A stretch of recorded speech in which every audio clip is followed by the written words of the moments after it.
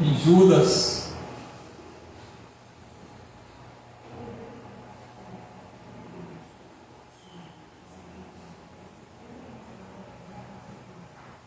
(17) até o 23.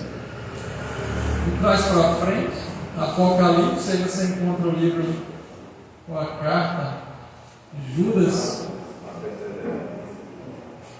E a gente vai ler do verso número 17 ao 23. Judas só tem um capítulo, então, 17 ao 23. A tua palavra nesse momento é o teu poder para aquele que crê, Senhor.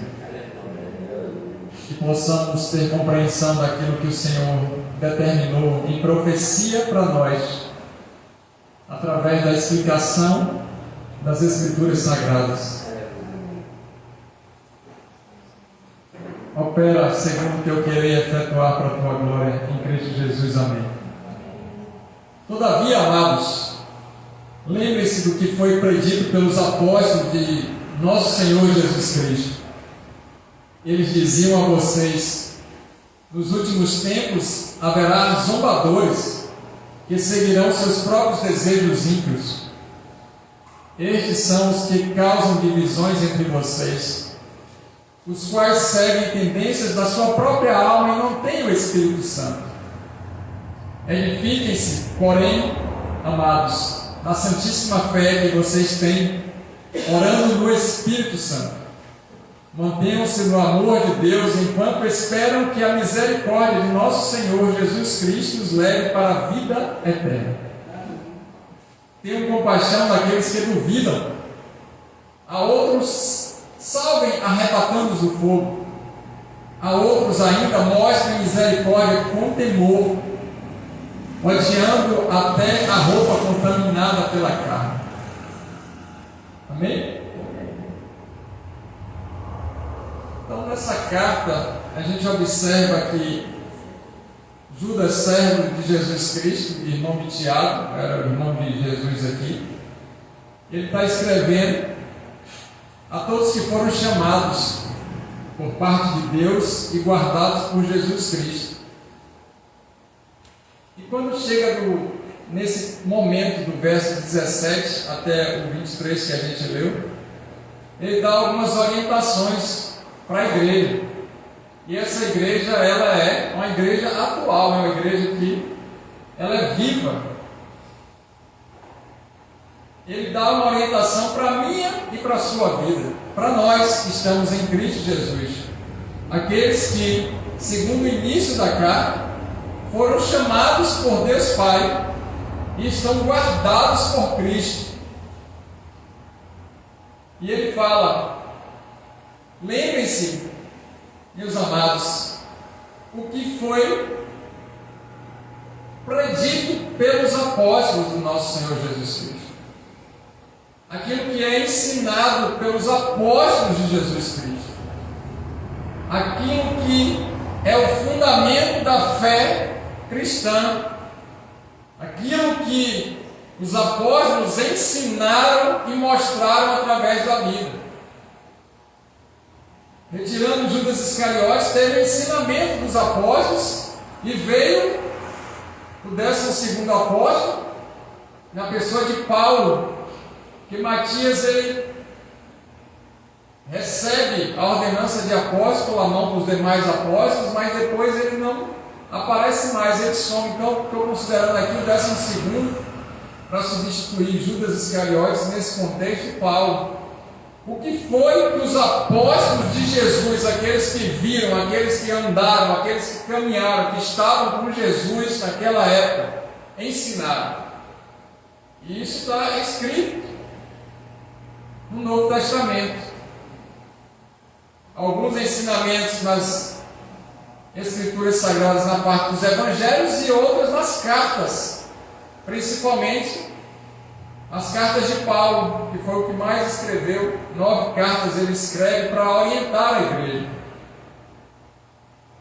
Então Judas ele chega nesse momento e diz: não esqueçam daquilo que os apóstolos ensinaram para vocês. Mas também lembre-se do que os apóstolos falaram a respeito dos últimos dias, dos últimos tempos, dos tempos finais, daqueles dias que está na iminência da volta de Cristo. E nesses dias, a todos vocês, para ficarem atentos, haverá, melhor dizendo, pessoas que vão zombar do Evangelho. São escarnecedores. Eles não têm o Espírito Santo. Eles vão seguir os próprios desejos pecaminosos. Eles são ímpios. Pessoas que praticam o pecado, não se arrependem, continuam praticando o pecado e influenciando outros a praticar o pecado, concordam com o pecado e se unem para zombar da palavra de Deus. Estes são os que vão causar divisões entre vocês. Então fiquem atentos para que essas pessoas e essas filosofias, essas doutrinas humanas, esses pensamentos malignos, essas influências ou influências não contaminem a mente de vocês que estão em Cristo e foram separados para a glória e louvor do nome de Jesus. Vigiem o tempo todo e conheçam a palavra para que eles não enganem vocês, fazendo com que vocês também escarneçam da palavra sem perceber. Fiquem atentos, porque eles nos últimos dias vão se levantar através do espírito que opera neles, o espírito de Satanás, para poder criticar, falar mal e ser de encontro a todos os princípios de Deus. Eles não querem Deus. Eles têm ódio do cristão e eles vão zombar de vocês, porque os desejos pecaminosos, as vontades e as paixões carnais fazem deles os próprios deuses, e eles vão servir a diversos outros deuses, mas não o Senhor Jesus Cristo. Aliás, alguns não vão ter problema quando você falar sobre Deus, mas vão ter um sério contratempo quando você falar sobre Jesus Cristo. E ele continua dizendo no versículo número 19: ainda que eles causem essas divisões e provoquem essas divisões, com ensinamentos errados, com zombarias para o Evangelho, eles vão seguir tendências da sua própria alma. O coração do ser humano é enganoso. Então a gente precisa estar com a nossa mente cativamente de Cristo. O que é isso? Conhecer as Escrituras e colocar em prática os ensinamentos das Escrituras. Quando ele fala de alma aqui, ele está dizendo aquilo que está dentro de nós, os sentimentos. E não são poucos os nossos sentimentos nesses dias, transcorrendo inclusive por diversas neuroses, psicoses e transtornos de ansiedade. Então imagine uma pessoa que está bombardeada de crises psicológicas, de problemas emocionais, confiando no próprio coração. Eles vão seguir tendências da sua própria alma, aquilo que é bom para si, aquilo que vai tirar vantagem, aquilo que é importante e faz parte das suas próprias ganâncias, egoísmos, vaidades, orgulho.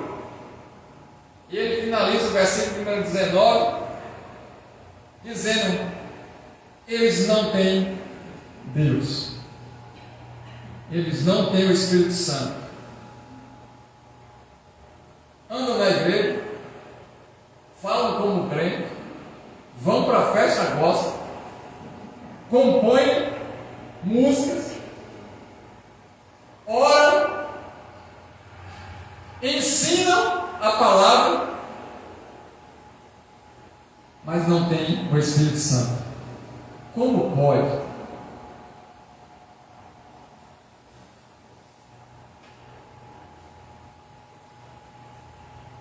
Eles são zombadores que seguirão os próprios desejos. Lembre-se do que foi predito pelos apóstolos. A gente precisa conhecer as Escrituras para saber o fundamento dos apóstolos. O que os apóstolos falavam, o que eles ensinavam, e aonde está o fundamento da nossa fé, para que a gente não se atrapalhe, para que a gente não se embarace, para que a gente não fique enganado com esses zombadores, que eles estão em todos os segmentos sociais, inclusive dentro da igreja evangélica. Então Judas, ele dá uma advertência e ao mesmo tempo ele vai agora mostrar o que precisamos fazer. Edifiquem-se, porém, amados, na santíssima fé que vocês têm. Então, se a nossa fé não é pelo que a gente vê, mas pelo que a gente crê, mas muito mais do que crer, é ter a confiança, a convicção e a certeza que o que Deus falou, Ele há de cumprir. Orando no Espírito Santo, não é orando na carne, pedindo a Deus algo que não é da vontade dEle. Quando Ele fala para a gente orar no Espírito, Ele está dizendo para a gente orar somente através dos dons espirituais, com discernimento, dom profético ou em línguas. Ele está dizendo para a gente orar com o coração quebrantado e contrito, orar as Escrituras sagradas. E como é que eu aprendo a orar as Escrituras sagradas? Você pode iniciar com Salmos, que vai ter muitas orações em louvor. E quando a gente conhece as Escrituras, a gente começa a relacionar com o contexto, com os versículos, e as nossas orações começam a ficar com fundamentação bíblica. Orem no Espírito. Orem no Espírito Santo. O próprio Espírito vai estar em nós, testificando que devemos orar. E ele continua dando algumas orientações, dizendo: mantenham-se no amor de Deus. O amor tem que ser o amor de Deus. Amar a Deus de todo o coração, de toda a alma, de todo o entendimento, de toda a força, todo o intelecto, todo o nosso ser, toda a nossa vida tem que ser de amor a Deus. E amar ao próximo como a nós mesmos. Então mantenha-se nesse amor de Deus, congregando, se envolvendo com as coisas do reino, tendo devocional, tempo dedicado de qualidade ao Senhor, tendo um comportamento saudável, cumprindo as Escrituras sagradas, dando um bom testemunho do nosso Senhor Jesus. E tudo isso enquanto esperamos que a misericórdia do nosso Senhor Jesus Cristo nos leve para a vida eterna. De glória em glória vão acontecendo coisas para que essa misericórdia nos encaminhe, nos direcione, nos conduza, nos coloque nessa vida eterna para todos sempre. Amém. E a vida eterna é essa: conhecer o Pai que enviou Cristo e aquele que é o próprio Cristo através das Escrituras. E essa vida eterna, ela não está longe de nós, ela está em nós. Venha o teu reino. Enquanto essa misericórdia ela vai diariamente, não deixando a gente ser consumido, morto, aprisionado pelo inimigo, a gente vai se encontrando diariamente com Ele, nessa vida que é eterna e já começou para nós. Nesse momento estamos em forma corpórea, mas estaremos num outro momento apenas em espírito. E essa condução nessa vida que temos aqui nos levará para a eternidade em Cristo Jesus, o nosso Senhor. Não existe duas vidas, uma vida aqui e uma vida lá. Nós temos uma vida só, e essa vida só vai ter um momento que a gente está em corpo físico e um outro que a gente vai estar somente em espírito. Então a gente precisa trabalhar agora. É um ensaio para a eternidade, amém? Amém. Tudo que está acontecendo está permitindo ou nos promovendo para a vida eterna em Cristo Jesus lá no céu. Isso tudo está favorecendo a nossa salvação. Esse Deus é maravilhoso. E aí no verso de número 22 ele vai dizer: tenham compaixão. Não é sem paixão, é compaixão daqueles que não acreditam como a gente. E aí tem duas situações: ter compaixão daqueles que não conhecem a verdade e ter compaixão daqueles que conhecem a verdade, mas são incrédulos. Existe crente que é descrente para algumas coisas. Você conhece algum crente descrente para algumas coisas? Eu conheço. E a gente precisa fazer o quê? Virar as costas para eles ou ter compaixão deles? Compaixão. E quando a gente tem compaixão, a gente faz o quê? Ora, alerta, ajuda, orienta, abençoa. Sim ou não? Deus levantou um exército de pessoas que tiveram compaixão e jejuaram por nós. A outros salvem, arrebatando do fogo. Ele não está dizendo que nós que convencemos do pecado, da justiça e do juízo, nada disso. Esse texto aqui está falando que nós somos instrumentos de Deus para não deixar pessoas irem para o inferno. Nós precisamos proclamar as boas novas e deixar Deus nos usar como resposta à oração de muitos para não deixar as pessoas partirem para a eternidade em morte espiritual. Salve, retira eles do fogo. Não deixe eles caminharem para o fogo. Então a gente pode ser instrumento de Deus, primeiro para ajudar aqueles que estão na igreja, depois os de fora. O que a gente não pode é se acomodar e achar que a gente já fez muito, porque Deus é responsável por isso. Ele coloca a responsabilidade para mim e para você. E ele diz: há outros ainda. Mostre misericórdia com prudência e um certo entendimento, temor, odiando até as práticas pecaminosas deles. Tenham misericórdia, mas sejam prudentes para poder não cair como eles estão caídos. Tenham misericórdia, a piedade,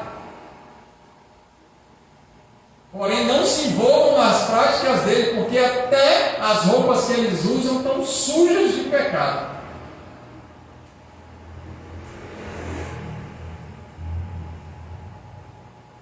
Tenha misericórdia, mas seja prudente para não se envolver nas práticas ímpias deles. Porque o texto aqui está falando tanto para aqueles que estão crentes, tanto para aqueles que são descrentes.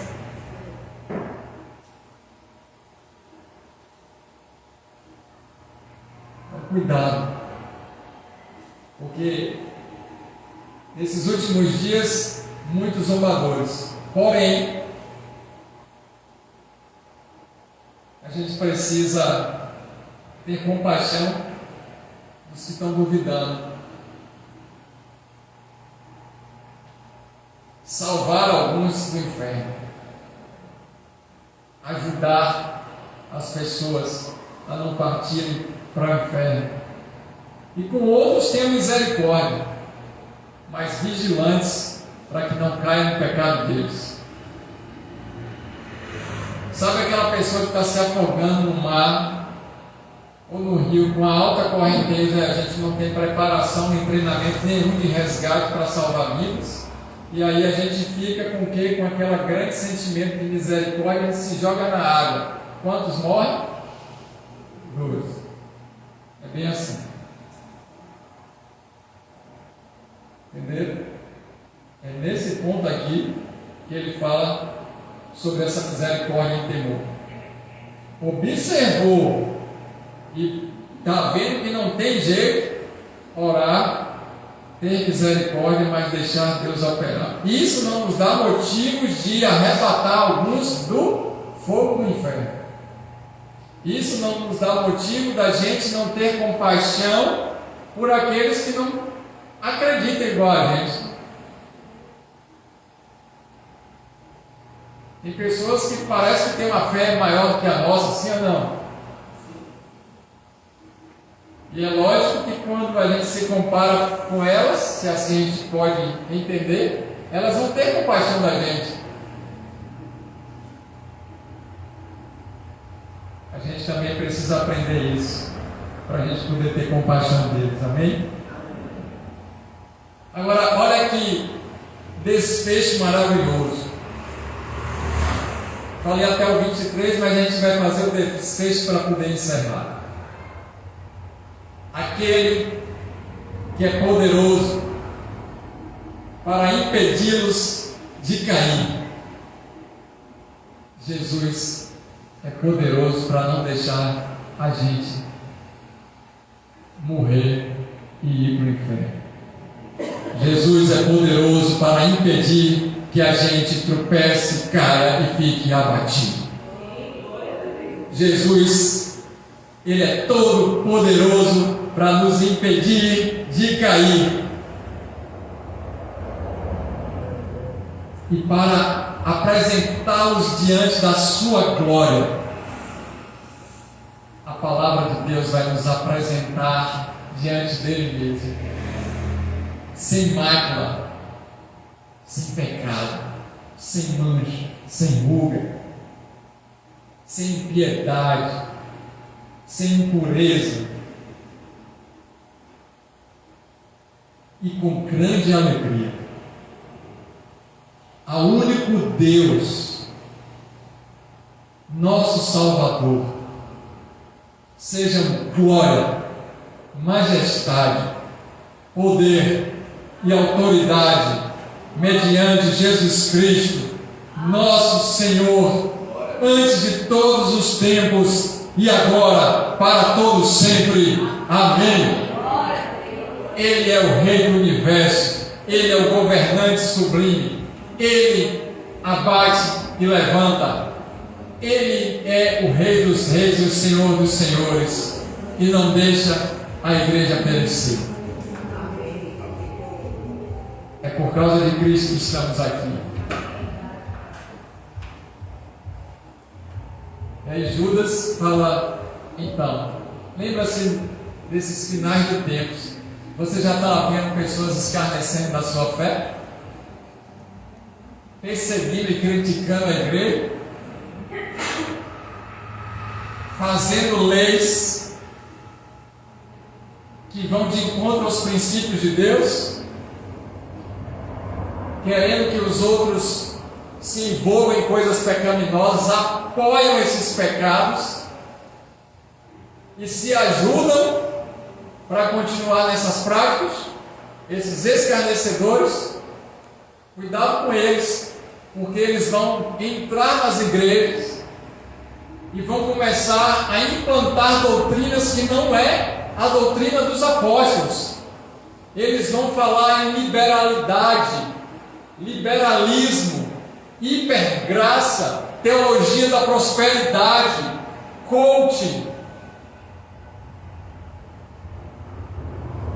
possibilidade de todas as coisas em relação a gêneros, escolhas pessoais e desejos pecaminosos a favor daquilo que Deus diz que é contra.